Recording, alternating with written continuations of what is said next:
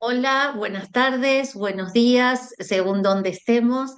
Le damos la bienvenida al doctor Miguel Candel San Martín, un gran profesor, filósofo, amigo, entrañable, a estas entrevistas del grupo GIEM Filosofía de la Universidad Nacional de Mar del Plata. Bueno, Miguel, te damos la palabra para que nos cuentes, bueno, todo lo que has hecho en tu vida académica, cómo empezaste en esto de la filosofía, tus traducciones, la cantidad de lenguas que hablas, lo que tú quieras contarnos. Eh, a ver, yo empecé antes de saber lo que era la filosofía, pues estudié el bachillerato como la secundaria y la asignatura que más me gustaba era la química en realidad. O sea que las asignaturas de letras, pues bueno, me dejaban bastante frío, a pesar de que eran más fáciles, ¿no?, que las de ciencias. Y en ciencias, pues lo que me apasionaba era la química. Pero claro, para estudiar química no hay más remedio que estudiar física también, porque van de la mano. Y recuerdo que cuando una de las primeras clases en que aparecía el concepto de fuerza, masa, etcétera, ¿no? Entonces, claro, en el libro explicaba, y el profesor así lo comentó, que la fuerza se determina como el producto de la masa de un cuerpo por la aceleración que experimenta. Todo esto viene a partir del estudio del movimiento, primero por Descartes y luego por Leibniz y finalmente por Newton, que es el que da la fórmula esta en cuestión, para explicar por qué los cuerpos necesitan, es decir, si necesitan o no necesitan un impulso constante. En la antigüedad se pensaba que para que un cuerpo se moviera necesitaba recibir un empuje de manera constante. De lo contrario, se paraba. Claro, eso se basaba en la observación en condiciones, digamos, terrestres, en la superficie de la Tierra, en que los distintos rozamientos hacen que un móvil acabe pues parándose porque encuentra resistencias, ¿no? Luego ya a partir de Newton ya quedó claro que en el vacío eso no es así, que en el vacío un cuerpo puede estar moviéndose a partir de un impulso inicial, puede estar moviéndose, digamos, eternamente, ¿no?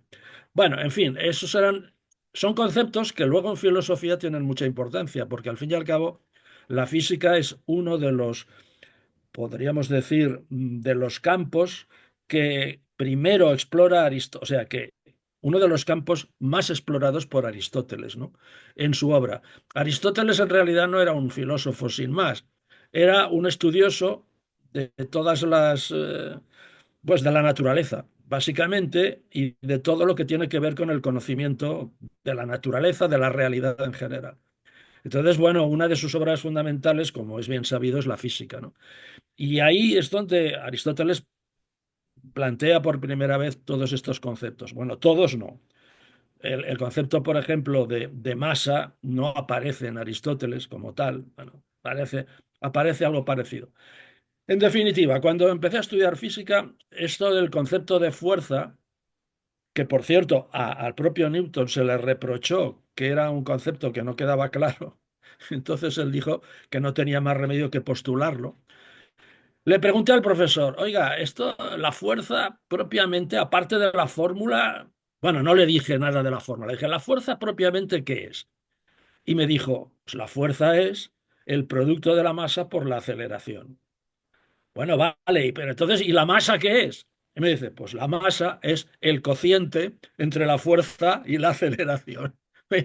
O sea, una definición circular. Digamos que ahí podría decir que ahí es donde se me despertó la curiosidad por ir más allá de la física. Es decir, ahí me di cuenta de que para comprender la realidad había que ir más allá de la física. Y en definitiva, pues claro, Aristóteles, por casualidad, esto no tiene nada que ver con el planteamiento que estoy haciendo, pero casualmente el tratado de filosofía más propiamente dicho, más propiamente filosófico de Aristóteles, se llama metafísica, que quiere decir más allá de la física. O sea que mira por dónde, pero esto es pura casualidad, ¿no? Porque en realidad el nombre de metafísica parece que no hace referencia a que la metafísica sea una disciplina que va más allá de la física, sino a que cuando se editaron las obras de Aristóteles, por primera vez se colocó la metafísica a continuación de los tratados de física y por eso se le dio ese nombre. En definitiva, que es a partir de eso. Y lo cierto es que luego me he sentido pues muy identificado con la historia de la filosofía estándar, tal como se explica, porque realmente a mí lo que primero me interesó es el conocimiento de la naturaleza, como explica el propio Aristóteles, que fue el primer tema de especulación para los sabios antiguos, ¿no? Los llamados presocráticos, que empezaron estudiando la naturaleza y tratando de entender cómo funciona, qué es, cómo funciona la naturaleza. O sea, que yo seguí ¿cómo diría yo? Mi biografía intelectual filosófica es muy estándar, o sea, se ajusta perfectamente al esquema de las historias de la filosofía tradicionales, de manera que, bueno, me siento muy identificado con él. En fin, y a partir de ahí, pues bueno, ya va surgiendo todo lo demás, porque claro, cuando empecé a estudiar filosofía, pues aparecen múltiples asignaturas y muchos campos, pero por ejemplo, el campo de la ética, etcétera, pues nunca ha sido lo que más me ha interesado, a pesar de que luego he comprobado que es lo que más le interesa a la gente, claro, La porque la gente. filosofía como enseñanza para la vida, para vivir bien, que de hecho ese es el programa socrático, es ese, ¿no? ¿Cómo hay que hacer para vivir bien? Bueno, vivir bien es curioso, ¿eh? Cuando se cita la expresión griega de Platón, Aristóteles, Sócrates, bueno, se le atribuye a Sócrates porque Sócrates no escribió nada. Es eutzen, vivir bien. Y entonces a veces eso se traduce por la buena vida. Y yo no sé en América, pero en España la expresión la buena vida no se refiere exactamente a lo que se refería Sócrates, sino Tal a cual. una vida Aquí tampoco. de lujo y placer, ¿no? O sea, Exacto. la buena vida. Eh, Casi no diría que significaba lo contrario en Sócrates, sino una cosa mucho más moderada, ¿no? Vivir. Por eso es mejor decir, cuando se trata el concepto desde el punto de vista filosófico, es mejor no decir la buena vida, sino la vida buena, Claro. que ya no se presta a esa. Pero ya digo, a mí no sé cómo decirlo, la filosofía práctica, según las divisiones clásicas de la filosofía, teórica, práctica, etcétera, no ha sido lo que más me ha interesado. Siempre me ha interesado más la filosofía teórica. Bueno, pues eso, la teoría del conocimiento, la ontología, ese tipo de cosas. Y por supuesto, me siguió interesando, o me ha seguido siempre interesando, todo lo que tiene que ver eso con la naturaleza, la cosmología, la biología, etcétera. Esa es ¿cómo diría yo? Eso es mi predilección filosófica va por ahí, no va por el otro lado. Aunque en la práctica, pues cuando ejerces como profesor te toca hablar de todo, lógicamente, ¿no? Y he de reconocer que es mucho más agradecido de cara al público la filosofía práctica que no la teórica. En la teórica, pues la gente tiende vamos, no le toca tan de cerca, no le toca la fibra, la filosofía teórica. Hay gente a la que sí. Bueno, yo me considero que soy uno de ellos. A mí la teoría pura, la contemplación, es lo que me gusta. Yo soy una persona más contemplativa que activa, lo cual no quiere decir que no haga nada, ¿eh? Pero que no haga cosas, pero bueno. No, haces muchísimo, por eso te decía al inicio la cantidad de traducciones que tenés bueno, no hablemos las lecturas, las relaciones, tus libros, es impresionante. No soy de las personas que ha escrito más, ¿eh? Yo no soy, o sea, artículos, o sea, obras de pequeño formato, sí, pero sí, de gran formato. Aparte, claro, hay un problema, supongo que os pasa también al otro lado del Atlántico.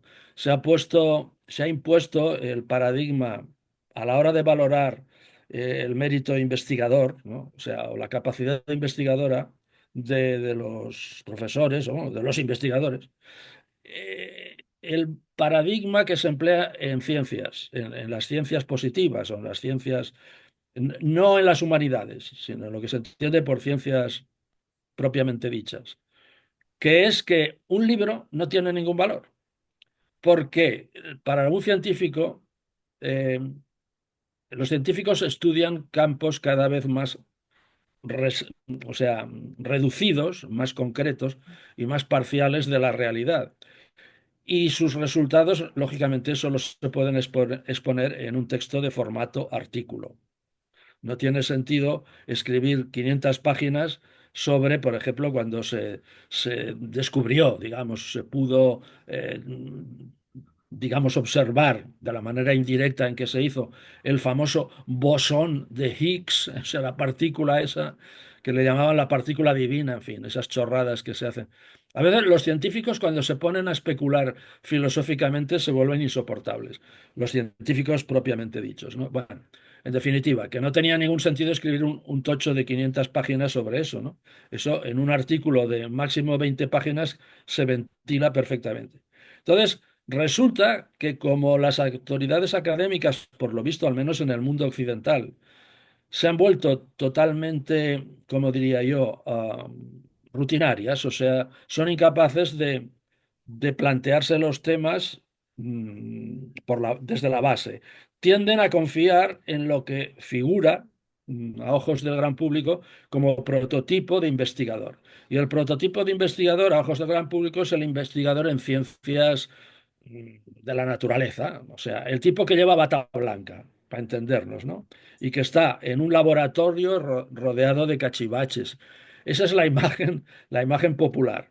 Entonces, claro, como esta gente, los de bata blanca, sus investigaciones las difunden a base de artículos, y un libro se considera que nunca puede ser el resultado de una investigación profunda y tal, sino que es un instrumento de divulgación. Los libros de los científicos son recopilaciones de muchos temas y no tienen la profundidad que tiene un artículo propiamente dicho. Entonces, un libro se considera que es mera divulgación. Nos aplican ese paradigma a los de letras y entonces resulta que un libro de 500 páginas en el que a lo mejor has profundizado en montones de puntos, de temas y tal, te lo cuentan menos que un artículo de 10 páginas. sí. Bueno, es tan surrealista, yo no doy crédito todavía. Ya estoy jubilado y sigo sin creerme que eso sea posible, pero es así. ¿Por qué? Porque los políticos, como no piensan por sí mismos, o sea, no piensan, directamente no piensan, se rodean de asesores en función de unos Sí. estudios de, de opinión, de popularidad y ese tipo de cosas, y entonces ellos como tales no tienen ideas. Las toman prestadas de asesores. Y los asesores se guían pues por lo seguro, ¿no? Por lo estándar, lo rutinario, etcétera. Y entonces, bueno, se ha impuesto esa visión de las cosas. No es por eso por lo que yo haya escrito pocos libros, que de hecho libros estrictamente de filosofía, si no recuerdo mal, creo que solo he escrito 4 o 5 libros. Claro, artículos sí, muchos. Pero no es Sí. porque yo esté convencido de que esa es la manera correcta de difundir el trabajo que uno hace, sino sencillamente por mis propias limitaciones, ¿no? Digamos que me canso de escribir más de 100 páginas, me canso, dicho claramente, ¿no? En fin. Sí. Vos dijiste recién algo que, bueno, a mí me llamó no que me llamó la atención, sino que me hizo pensar en otras cuestiones que por ahí tienen que ver con cuando hablabas recién de los políticos que directamente no piensan, etcétera, no leen tampoco. Entonces, todo esto se transforma en, entre comillas, esto nefasto que llamamos sentido común, ¿no? Que es, en definitiva, el menos común de los sentidos porque es el resultado de lo que la mayoría de las personas hacen y cómo esto repercute en las personas para leer, para analizar, para detenerse en una lectura, en un diálogo con otras personas y cómo pasan rápidamente de una cosa a la otra, ¿no? Sin prestar la debida atención. Eh, si esto vos le encontrás esa relación también, ¿no? En efecto, yo me maravillo cuando pienso en que bueno, las grandes figuras de la filosofía, filosofía, teología, etcétera, los grandes intelectuales medievales, y no solo ellos, sino hasta bien entrada la modernidad, eran personas que vivían de promedio una tercera parte menos Sí, que el intelectual contemporáneo estándar, como mínimo una tercera parte, y escribían como descosidos, escribían como 10 veces más, ¿no? Am, claro, ¿eso a qué se debe? Bueno, se debe en gran parte a que la división del trabajo hacía que estas personas o bien eran miembros de una clase, digamos, acomodada, o bien eran clérigos que vivían en comunidades monásticas que no se tenían que ocupar más que del rezo y del estudio. Entonces, claro, tenían más tiempo, no se tenían que ocupar de cosas de la vida cotidiana como... Pero aún así yo creo que hay otro factor importante y es el silencio. O sea, para poder pensar y hablar con fundamento, se ha de hacer en silencio. O sea, en un ambiente en que no haya ruido. El ruido es justamente, bueno, es el parásito que impide, que eclipsa, que tapa, que oculta y que emborrona la difusión de las ideas. Claro, en las sociedades contemporáneas el ruido es omnipresente. Me refiero al ruido en un sentido muy amplio, ¿no? sí, O sí, sea, la sí. cantidad de estímulos que se reciben del exterior y que impiden que tu atención se concentre en un punto de manera firme, segura y constante. Es prácticamente imposible estar concentrado más de 10 minutos. En una ciudad moderna, aunque estés en tu casa recluido, estar más de 10 minutos concentrado en un pensamiento, en una reflexión, es muy difícil. Y nos hemos habituado a eso, a ir a salto de mata, ir picoteando de aquí para allá y tal. En fin, es el pensador gallina, diría yo, ¿no? Como las gallinas que van picoteando, bueno, como las aves en general, ¿no? De un sitio para otro, ¿no? Y Sí. no se entretienen mucho tiempo en nada en particular.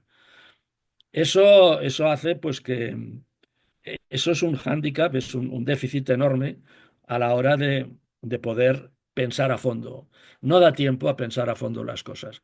Y eso se manifiesta pues en la cantidad de enfermos mentales que hay en las sociedades modernas. Si entendemos por enfermo mental todo aquel que tiene algún tipo de perturbación del carácter o de tal, pues yo diría que es lo que predomina, ¿no?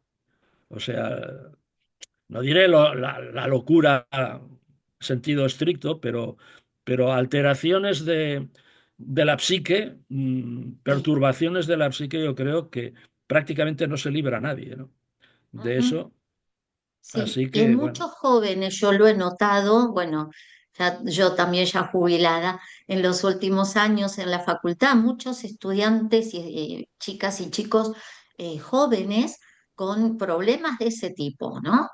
Sí, de vértigo y de temores, de no poder presentarse a un examen, de no poder exponer en un encuentro, y, en un diálogo, porque no estamos hablando de la exposición mm, de una autora o autora, sino un diálogo, bueno, comentar el contenido de un texto que se ha leído en la clase. Eso me llamó mucho la atención y me sigue llamando porque veo que cada vez hay personas más jóvenes padeciendo este tipo de situaciones adversas. sí, sobre todo viviendo, bueno, es que el propio ambiente universitario ya lo hace eso, te obliga, eh, hombre, las universidades tradicionales, sobre todo en el mundo anglosajón, con los colleges, en que los estudiantes pues tienen sus habitaciones, se pueden recluir y tal, es diferente, pero el modelo de universidad continental europea, no, o sea, la mayor parte de los estudiantes tienen que o bien vivir en pisos compartidos con otros estudiantes o directamente con su familia, si Sí, residen en la misma ciudad donde estudian. Entonces, no tienen acceso al retiro. El retirarse del entorno, eso es fundamental pero no solo para estudiar sí, filosofía, ¿no? no, Para cualquier cosa, cualquier área, sí. para cualquier ejercicio que exija concentración y tal. Y eso, claro, eso es tremendo, sí. A mí me llamó mucho la atención. Bueno, en fin, no era consciente de eso porque precisamente yo había estudiado en una universidad que es, bueno, la universidad que está en la ciudad donde yo he vivido la mayor parte de mi vida, ¿no? Pero conocí a un estudiante, un amigo de una de mis hijas, británico, que vino a España a hacer, con el programa Erasmus, a hacer un curso y el hombre estaba realmente atónito de ver cómo los estudiantes cuando salían de clase no hacían vida de grupo de estudiantes, o sea, no hacían peña, ¿no? Como se dice, sino que cada uno se iba corriendo a su casa porque, claro, es que vivían en la misma ciudad, ni siquiera vivían en colegios mayores. Los que viven en colegios mayores sí que tienen la posibilidad de formar grupos, digamos, o por habitaciones próximas o porque viven en el mismo colegio, etcétera. Es decir, que fuera del aula, no había convivencia entre los Sí. estudiantes. Y eso le llamó mucho la atención, porque eso en el Reino Unido, bueno, en los Estados Unidos en general, pues no es así. O sea, además, en el mundo anglosajón, yo no sé en Alemania, la verdad, pero en el mundo anglosajón, por lo visto, la norma, según me dijo este chico además, es que te vayas a estudiar cuanto más lejos mejor de tu ciudad natal. O sea, se trata de que el estudiante se aleje, salga del claustro familiar y se abra al mundo, conozca otras zonas, otras regiones y otras gentes y se vea inmerso en otro ambiente que le obligue a tener una perspectiva más amplia, ¿no? En Exacto. fin, Que es no como sea, el viaje iniciático. claro, que yo estaba pensando, bueno, que no sea turista, sino viajante, Sí. estudioso, observador, ¿no? A mí, bueno, vos ya sabés, estuve 10 años allí, y lo que me sirvió, lo que me abrió la cabeza. Y esto que vos decías antes, ¿no? De esta relación entre tener tiempo para pensar en soledad y también esto que también decías, hay que valorar los espacios en forma conjunta para el debate, ¿no? Esto que de la escolástica hemos perdido, lectio, quaestio, disputatio, ¿no? O sea, tener el Exactamente. espacio de la disputatio, ¿no? Sobre un tema leído en forma común y que yo no veo que se ejerza mucho en estos momentos. Mm. Totalmente. Ahora que recuerdo, cuando yo estudiaba, el plan de estudios, hablo de filosofía, en la Universidad de Barcelona, era muy, ¿cómo diría yo? Homogéneo. O sea, no había grandes posibilidades de opción. Apenas había asignaturas optativas. El 90% de las asignaturas eran obligatorias y comunes a todo el mundo. Eso obligaba a que hubiera una cierta vida comunitaria de estudiantes. Recuerdo que cuando salíamos del aula, en los 10 minutos que transcurrían entre clase y clase, pues hablábamos entre nosotros y normalmente, aparte de hablar de temas generales, pues se hablaba muchas veces de lo que se había tratado en clase y eso ayudaba mucho a sedimentar las ideas. Hoy día, la experiencia que tengo es de que los estudiantes van saltando de un aula a otra, no en bloques, o sea, no grupos, sino de 10 estudiantes, dos se van a la asignatura A, otros dos a la B, otros dos a la C, etcétera. Los grupos que se forman en un aula se dispersan, se fragmentan inmediatamente cuando acaba esa clase para ir a las siguientes clases. Es decir, no se forman verdaderos grupos estables en que se puedan intercambiar las ideas con regularidad. Eso es otro factor que dispersa mucho. Sí, sí, sí, sí, En sí. fin, Sí, sí, atravesado obviamente por, bueno, las redes, ¿no? Y que le sí, dan algunos mucho más importancia a eso que a aquello que están leyendo, ¿no? O aquello que están pensando. Sí, sí, y las redes sociales es una expresión falsa, que son redes desde luego, porque atrapan, pero sociales pero sociales no. poco o nada, porque más bien aíslan a la gente. O sea, sustituyen la comunicación cercana, que es donde realmente la gente se transmite no solo la idea, sino el, ¿cómo diría yo?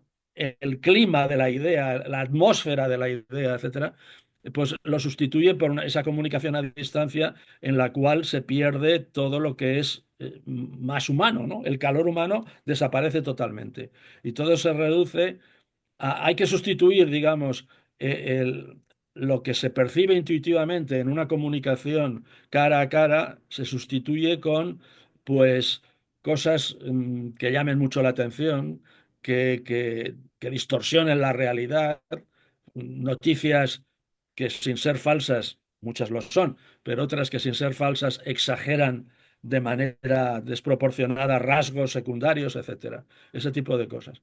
No, no, lo de las redes sociales es terrible. Se sabe que uno de los creadores de Facebook eh, prohibió a sus hijos que tuvieran móvil. O sea, sí, se dio cuenta de los efectos nefastos que tenía eso que él mismo había contribuido a crear. No recuerdo la persona, es un Sí, sí, estadounidense, creo que uno de estos de Silicon Valley, ¿no? sí, sí, Todo eso es tremendamente perjudicial. Claro, las redes sociales, sobre todo, pues instrumentos como Google, sobre todo, ¿no? Son de una utilidad enorme como complemento para sí. la documentación, para la búsqueda de documentación. Antes documentarse era mucho más complicado, ¿no? Ahora bien, si Buscar libro no por libro sabes en la utilizar. biblioteca. Claro, Sí, si no sabes utilizar adecuadamente ese instrumento, entonces caes en la banalidad, en creerte cosas que no tienen sí, verdadero fundamento. El caso típico es Wikipedia. Wikipedia está bien, sí, pero hay que tomarlo siempre con grano salis, como se decía clásicamente, porque como interviene mucha gente, hay veces, bueno, yo me he dado cuenta, de una misma figura histórica puedes encontrar 10 versiones sí, diferentes en cuanto a fechas sí, de nacimiento, sí, fecha en que sí, se graduó, etcétera. O sea, es un caos. Tienes sí, que, digamos, poner entre paréntesis para salir del paso de manera momentánea, bien, pero para profundizar, nada, en absoluto, ¿no? sí, Bueno, pues en sí, eso estamos. sí, Yo por eso. sí, dime, dime. No, no, no, nada, simplemente que yo un refugio que tengo frente a eso es el hecho de haberme dedicado sobre todo a filosofía antigua. Y a veces cuando me dicen, bueno, habría que ver esto y lo otro, o me hablan de una película, lo siento, estoy en el siglo IV antes de Cristo. Como últimamente bueno, últimamente, desde hace tiempo me he dedicado a traducir obras de Aristóteles, pues me sitúo en el siglo IV antes de Cristo, en que no había ni ruido, ni redes sociales, ni nada, y me encuentro la mar de bien. El cielo y el espacio que nos rodea eran otros realmente. Sí. Y otra de las cosas en relación con esto que estabas comentando es que hemos perdido la capacidad de poner en duda ciertos conocimientos, ¿no? Los damos por verdaderos y entonces ahí dejamos de filosofar, de buscar saberes, de buscar verdades, ¿no? Aunque no exista esa verdad, la necesidad de la búsqueda, que es este sentido de la filosofía en este siglo en el que vos estás amparado. En efecto, es que, a ver, yo una experiencia que he recomendado a veces a amigos y alumnos ha sido no leáis nunca la prensa del día. Claro. Comprad, comprad la prensa hoy y leedla al cabo de 4 o 5 días. Eh, es que a mí me ha pasado, yo lo observo constantemente. O sea, un diario comprado, comenzado a leer el día en que se compra, el día de la fecha del diario. Hay cosas que lees que te llaman la atención y unas cuantas, no todas, no se puede. Bueno, hay gente que se lee los diarios enteros, o en fin, no sé. No, dudo mucho que puedan encontrar la paz con ese hábito. Pero yo he descubierto que leyendo, mirando, hojeando un diario al cabo de varios días, más tarde ya de la fecha de su publicación, descubro cosas que ese mismo diario lo había tenido en las manos y no había visto. Ya he visto. Sencillamente no lo había visto, no me había llamado la atención. Cuando deja de ser actualidad, muchas cosas cuando dejan de ser actualidad adquieren más peso específico. Entre otras razones porque normalmente ya, como diría yo, ya han venido acompañadas de otros hechos y de otras noticias que les acaban de dar el contexto, porque una Claro. noticia reciente todavía no tiene contexto, ¿no? Te Ujú. impacta, Sí, sobre todo si es pues, que sea un accidente, una declaración de Trump, siempre impacta, ¿no? Diga lo que diga, pero claro, al faltarle un entorno amplio a esa noticia, no le ves todo el alcance que puede tener. Si vuelves a esa noticia al cabo de un tiempo en que entre tanto han ocurrido otras cosas, entonces le puedes acabar de verla. Eso es lo mismo que la experiencia que siempre tiene un estudiante, que es que la primera vez que se enfrenta con un tema de estudio, bueno, entenderá más o menos lo que sea, pero si al cabo de un tiempo vuelve a ese mismo tema, le encuentra muchos más puntos de interés que la primera vez, siempre, sí, sí, infaliblemente. Eso quiere decir algo, ¿no? sí. Ya estamos acabando el tiempo, nos quedan unos pocos minutos y además de agradecerte muchísimo este encuentro, que me encantó todo esto que has comentado, que hemos dialogado brevemente, ¿qué quisieras decirnos? O sea, ¿con qué te quedaste ganas de comentarnos, de compartirnos? Bueno, pues básicamente lo que ha sido el hilo conductor de lo que he venido diciendo, que es como el vino, las ideas como el vino se han de dejar reposar un tiempo. O sea, el viño verde, como se dice en portugués, el vino joven nunca tiene el sabor y el cuerpo que tiene un vino que se ha dejado un tiempo que madure, ¿no? Con las Exacto. ideas pasa igual. Entonces, yo recuerdo que cuando empezaba a leer un libro pues, que tenía que estudiar para la carrera, en fin, o que me interesaba sencillamente, continuamente me encontraba con obstáculos insalvables. Es decir, me encontraba una frase, un pasaje que no entendía. La primera tentación es pararse ahí y empezar a darle vueltas a ver si lo entiendes. Craso error. Mi consejo es, cuando leyendo un libro encuentres un pasaje que no entiendes, sáltalo, pasa por encima y sigue leyendo. Muchas veces ocurre que unas páginas más adelante se te Sí, enciende la bombilla y dices, esto quería decir aquello, ¿no? O aquello sí, quería decir esto. Eso hay que tenerlo presente. Y eso vale para el estudio en general y para la vida en general. No hay que dejarse nunca impresionar por el primer aspecto de las cosas, por la primera impresión.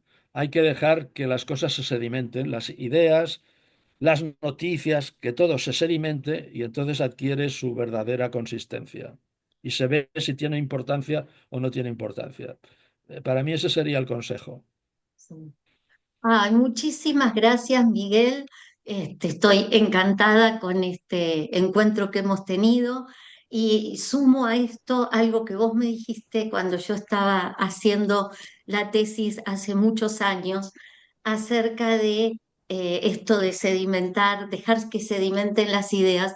Oye, sí, esta idea está buena, pero ¿cómo llegaste a ella? Hay que poder explicar cómo uno llega a esa idea, ¿no? Porque si no nos quedamos ahí cortados o con la idea expuesta, pero que sobre todo el lector no la entiende. Entonces, por eso Ujú. y relevante esto que acabas de decir y que yo siempre se lo decía también y se lo sigo diciendo a los estudiantes y a los tesistas que continúo dirigiendo. Muchísimas gracias, Miguel, por este encuentro, por este momento y espero que nos veamos pronto.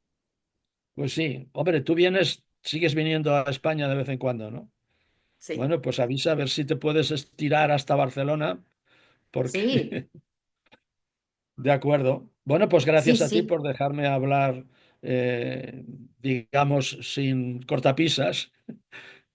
Y acabo con un comentario que me salía del alma de vez en cuando en clase en la universidad, que era, esta es la mejor profesión que existe porque te pones delante de un grupo de personas a las que les puedes hablar de lo que a ti te apetece sin que nadie te coarte, te limite y tal, y encima te pagan. O sea Sí. que, en fin, Así es. Sí, sí, sí, sí, totalmente. Muchas gracias, Miguel. Muchísimas gracias y estamos en contacto, ¿eh? Nos seguimos de acuerdo. escribiendo. Muy bien. Salud y suerte, que también hay que contar con ella. Ya lo creo.